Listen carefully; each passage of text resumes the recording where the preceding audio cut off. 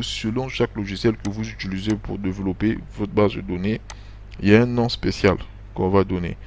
Ici, là, par exemple, la date, il y a des bases de données, c'est le champ date. Voilà. L'adresse dans la base de données, c'est le champ string. L'id dans la base de données, donc tout ça, il faut remplir. C'est le champ integer. Donc, vous faites la même chose pour les autres types aussi. Voilà. Ici, là, c'est integer. Integer. Ici, c'est string. Ici, là, ça peut être un varchar.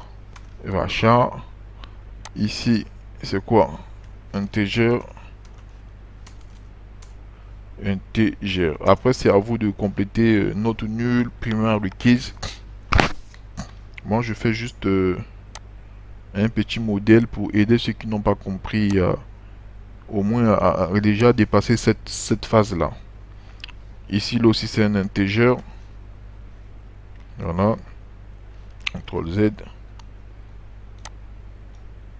Il y en a qui ont du mal, même à ce niveau-là, à comprendre que il faut simplement remplir ici. Le numéro ici, on peut laisser un string. Parce que ça peut être un numéro avec des lettres pour la facture. Donc voilà. Là, par exemple, c'est comme ça. Un numéro, c'est pas grave, même si c'est pas trop beau.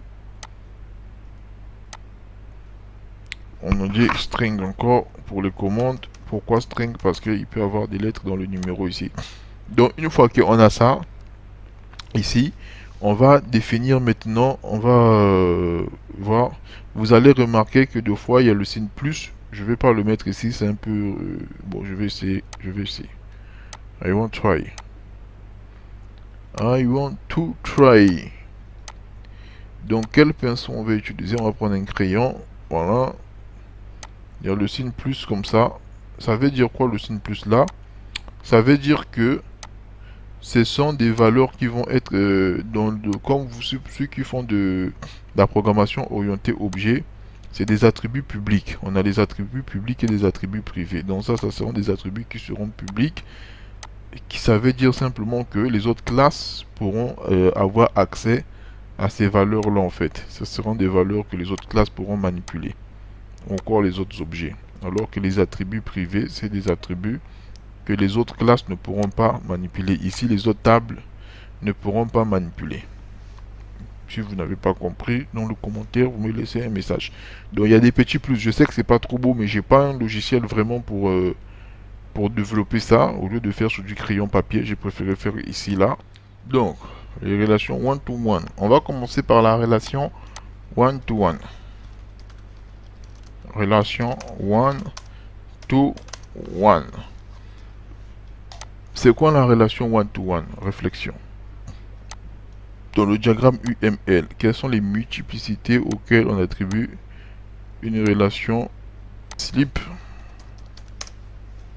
une personne? C'est une relation one-to-one. Slip et personne, c'est la relation one-to-one. Pourquoi? Parce que une personne peut porter un slip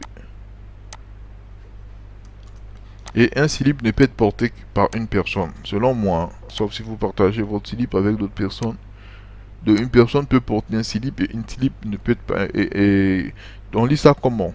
On lit comme ça. Une personne, on lit pas ici. On saute là, peut porter qu'un slip.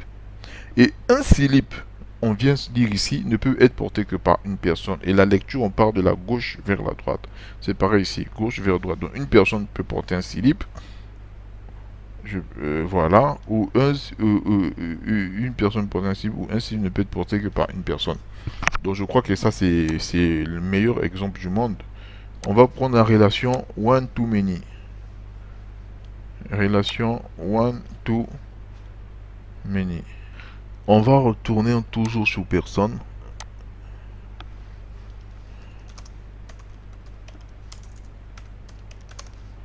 Une personne ici là. Et là on va dire quoi par exemple? On va dire une assiette. ou un vélo. Voilà. Donc, quel est le rôle de la relation one to many ici? La relation one to many aura pour rôle de dire comme quoi que non, une personne peut avoir un vélo, c'est normal. Ou encore,